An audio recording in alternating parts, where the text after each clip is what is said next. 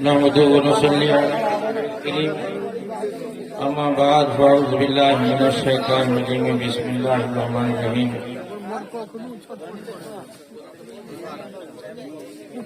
فصلوا اهل الذكر ان كنتم لا تعلمون صدق الله العظيم وصدق رسوله النبي الكريم ونحن على ذلك لمن الشاهدين والشاكرين والحمد لله رب العالمين. سامعین محترم رفیقان ملت اسلامیہ، 8 یہ تقریباً 11 بجنے جا رہے ہیں. سارے لوگ بھوکے ہیں، کھانے کے انتظار میں ہیں اور کھانا آپ کے انتظار میں ہے. انتظار دونوں طرف سے ہو رہا ہے. آپ بھوک سے انتظار کر رہے ہیں، کھانا سرد ہوتے ہوتے پریشان ہیں، آپ کے انتظار میں ہے. کیا کیجیے گا، محفل پاک میں جب علماء کی جھرمٹ ہوتی ہے تو کچھ وقت لگ ہی جاتا ہے. اب یہ تو خوبصورت انجمن ہے، یہ جلسہ جہاں ہمارے اساتذہ کرام سیدی سندی استاذی اشرف حضور قاضی نیپال، سیدی سندی استاذی حضرت مجاہد دورہ علامہ مولانا عیسیٰ برکاتی اور برادری کبیر حضرت علامہ مولانا شاہد قاضی صاحب قبلہ دامت برکاتہ کرسیہ، ہمارے حضرت علامہ مولانا انور صاحب قبلہ، علماء کرام کا اجتماعی پاک ہے. دیکھ کر کے بڑا اچھا لگتا ہے. لب دہن تن من زخم سارے معطر ہو گئے. لب دہن آپ لوگوں کو دیکھ کر کے، اور اس میں عزیزی غزالی نے جو پڑھا نا، تو میں یہاں پر کہنے جا رہا ہوں، لب دہن تن من زخم سارے معطر ہو گئے، تذکرے میں جب محمد کا پسینہ آ گیا اور چھڑ گئی عثمان روئے و دہا کی داستان. چھڑ گئی عثمان روئے و دہا کی داستان، چاند شرمندہ ہوا گل کو پسینہ آ گیا. یہ شعر بڑا معیاری شعر ہے. استاد گرامی حضرت علامہ سیدی سندی حضور قاضی نیپال مفتی محمد عثمان برکاتی کا شعر ہے. اردو نیپال کو سیکھنا ہو تو قاضی نیپال کے دربار سے لینا ہوگا. اردو شاعری کرنا تو اچھی بات ہے، لیکن جناب بے ردیف و قافیہ اور بے وزن افسوس ہے. ہندوستان میں چاہے نیپال میں شاعری کی بھی جھلک جو ملتی ہے نا، یہاں اسی دربار میں ملتی ہے. اور یہ دربار مصطفیٰ سے ملا ہوا صدقہ، یہ دربار مصطفیٰ سے ملا ہوا صدقہ. ہم اس انجمن میں، اس گلشن میں مہکتے پھولوں کو دیکھتے ہیں تو دل جھومتا ہے. کچھ پیغام دینا بھی چاہتے ہیں تو وقت پکڑتا ہے کہ مت دو پیغام، لیکن کچھ پیغام وہی منع دے دیتا ہوں آپ کے دکھتے ہوئے رگ کو پر ہاتھ رکھتے ہوئے کہ اگر علماء نے اپنی آواز بلند نہیں کی تو یہ دین کے ساتھ غداری ہوگی یا علم کی ناشکری ہو جائے گی. پیغام آپ لوگوں سے یہی ہے، کٹر اور اچھے مسلمان بن کے رہیں. کٹر اور اچھے مسلمان بن کے رہیں.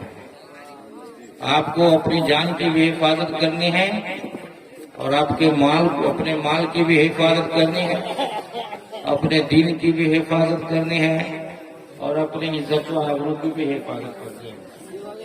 مال کی حفاظت اسی طرح سے ہوگی جس طرح سے طاہر صاحب کیے ہیں.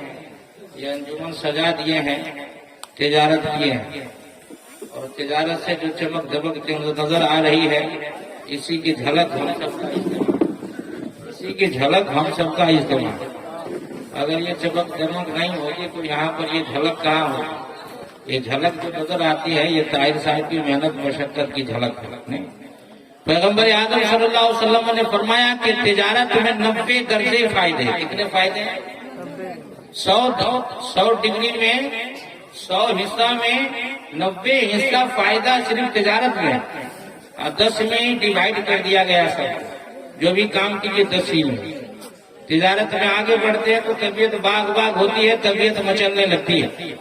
تجارت میں بڑھیے، خوب کمائیے اور خوب بانٹیے، اپنے بھی کھائیے اور دوستوں کو بھی کھلائیے، رشتہ داروں کو بھی کھلائیے اور اپنے احباب کو بھی کھلائیے اور اپنی قوم کو کھلائیے، اپنے لیے بھی کھائیے، اپنے بھی لیے خرچ کیجیے اور اللہ اور اس کے رسول کے لیے بھی خرچ کیجیے۔ یہی ہے نعمت، یہی ہے نعمت کا شکر۔ ایسا نہ ہو کہ مال مل جائے تو بھول جائے اور مال چلا جائے تو غموں سے چور ہو جائے۔ مال مل جائے تو بھول ہو جائے اور مال اگر گھٹ جائے تو غموں سے چور ہو جائے۔ یہ اسلام کے خلاف ہے۔ اسلام کٹر کو پسند کرتا ہے۔ آپ کا جسم خالص دودھ کو پسند کرتا ہے، آپ کا جسم خالص گھی کو پسند کرتا ہے، خالص دہی کو پسند کرتا ہے، اور اسلام آپ کے دل کے اخلاص کے کٹر اخلاص کو چاہتا ہے۔ اگر آپ کے اندر کٹر اخلاص پیدا ہو گیا تو آپ نڈر ہو جائیں گے۔ زمانہ آپ کو دبانا چاہے گا، زمانہ دب جائے گا، آپ نہیں دبیں گے، آپ ابھرتے چلے جائیں گے۔ تو کٹر بازی اسلام کیا ہے؟ نماز کو چھوڑنا یہ کٹر بازی اسلام ہے کیا؟ اپنی تہذیب اپنی سوسائٹی کو چھوڑ دینا یہ کٹر اسلام ہے کیا؟ نہیں، نماز کو پکڑے رہنا یہ کٹر اسلام ہے۔ اور قاضی نیپال حضور سیدی سرحدی استادی سے اجازت لیتے ہوئے کہنا چاہتا ہوں، مجاہد دورہ استاد گرامی حضرت مولانا عیسیٰ بکاری سے ایک بات کہنا چاہتا ہوں اجازت لیتے ہوئے۔ عجیب حال ہم سنیوں بریلویوں کا ہو گیا ہے، جس بیوقوف کی نماز میں گڑبڑی ہے وہ لوگ نماز رگڑے پھرتے ہیں، اور جن کی نماز خوب قبول ہوتی ہے وہ بیچارے بھاگے جن کی نماز قبول نہیں ہوتی ہے وہ بیچارے رگڑے پھرتے رہتے ہیں، اپنی پیشانی کو رگڑتے رکھتے ہیں، کالا کالا کی جگہ کالا کالا کر لیا ہے۔ اور ہم ہیں وہ سنی، جمیل قادری مرنے کے بعد میں ہوں وہ سنی، جمیل قادری مرنے کے بعد میرا لاشا بھی کہے گا الصلاۃ والسلام۔ کچھ بات سمجھ رہے ہیں نا؟ تو آپ مسلک والے ہیں نا، آپ مذہب والے ہیں نا، آپ کٹر اعلیٰ حضرت والے ہیں نا، تو اعلیٰ حضرت کے بارے میں بتا دیں کہ ایک وقت کی نماز چھوٹی ہو۔ اعلیٰ حضرت نے کبھی نماز کو چھوڑا ہی نہیں، غوث پاک نے کبھی نماز کو چھوڑا ہی نہیں، خواجہ اجمیری نے کبھی نماز کو چھوڑا ہی نہیں، مخدوم سمنانی نے کبھی نماز کو چھوڑا ہی نہیں، داتا مسلم شاہ کشمیری نے کبھی نماز کو چھوڑا ہی نہیں، ہمارے بزرگوں نے کبھی نماز کو چھوڑا ہی نہیں۔ ہم ہیں کیسے جو کٹر، ہم ہیں کیسے یہ پان پراگ گٹکا والے۔ آپ کا بدن کمزور ہو رہا ہے، آپ کے بیٹے پان پراگ گٹکا کھاتے ہیں نا، پان پراگ گٹکا میں جو بدبو ہے نا وہ شراب کی بدبو آتی رہتی ہے، بات سمجھ رہے نا؟ اور یہ فضول ہے، فضول، سمجھے نا؟ یہ بدن کو کمزور کرتا ہے۔ صحت مند مسلمان کی اللہ کی بارگاہ میں مقبولیت ہے، نہ کہ تکلیف۔ تو آپ اپنے صحت کو بنائیے، اچھے بنیے، سویرے جاگیے، سویرے سو جائیے، سویرے جاگیے۔ کیا ہی کتاب ہے؟ Early to bed and early to rise makes a man healthy wealthy and wise. کہ آدمی سویرے سوئے اور سویرے جاگے تو وہ ہیلدی یعنی صحت مند بھی ہو جائے گا، تندرست بھی ہو جائے گا، عقل مند بھی رہے گا اور دولت مند بھی ہو جائے گا۔ کہیے سبحان اللہ۔ صحت مند بھی ہو جائے گا، عقل مند بھی رہے گا اور دولت مند بھی ہو جائے گا۔ یہ پان پراگ گٹکا کھانے والے بچوں کو اپنی آج یہ پیغام لے کے جاؤ، پان پراگ گٹکا کو چھوڑو، اس کی جگہ اخروٹ کھاؤ، بادام کھاؤ، کاجو کھاؤ، کشمش کھاؤ، خود بھی کھلاؤ، امام صاحب کو بھی کھلاؤ، خود بھی کھاؤ، اپنے جن سے جن کا کنٹیکٹ ہو ان کو بھی کھلاؤ۔ کیا بات ہے، جب آ گئے مہمانے میں علماء کرام قاضی نیپال کہتے چلیے پروگرام میں گئے، کیا ملا؟ ایسا ڈالوٹ ملا، وہ ڈالوٹ میرے دانت کو دبا رہا تھا۔ ڈالوٹ نے دانت کو دبا دیا، سمجھ گیا کہ بات؟ ڈالوٹ نے دانت کو دبا دیا۔ ایسا دیا.